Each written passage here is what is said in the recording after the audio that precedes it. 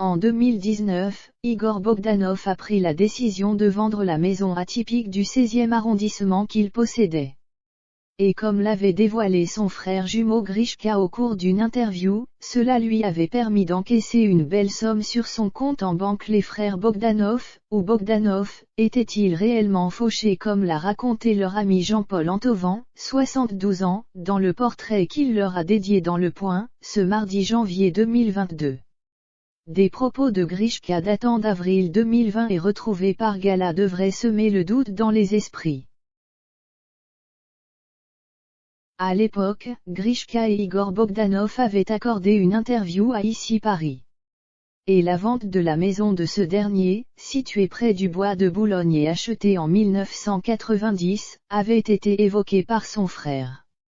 Ainsi, les lecteurs avaient appris que le papa de Dimitri, né en 1976 de son ancienne union avec la comédienne Geneviève Gras, Sacha, Anna et Wansla, 32 ans, 30 ans et 27 ans nés de son ex-mariage avec Ludmilla d'Outremont, Alexandre et Constantin, 10 ans et 7 ans qu'il a eus avec Amélie de Bourbon-Parme, en avait retiré une belle somme d'argent.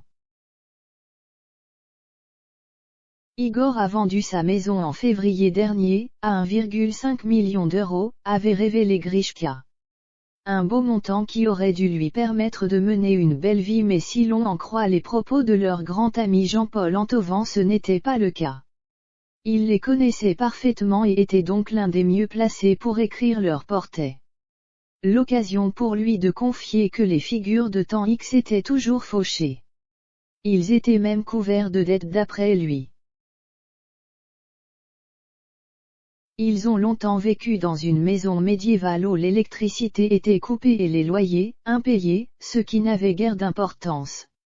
Ils avaient des dettes chez l'épicier, chez le pharmacien, mais ils remboursaient chacun d'un sourire, comme Don Juan avec Monsieur Dimanche, peut-on lire. Fasciné par le Moyen Âge, Igor Bogdanov s'était offert cette maison située dans le 16e arrondissement.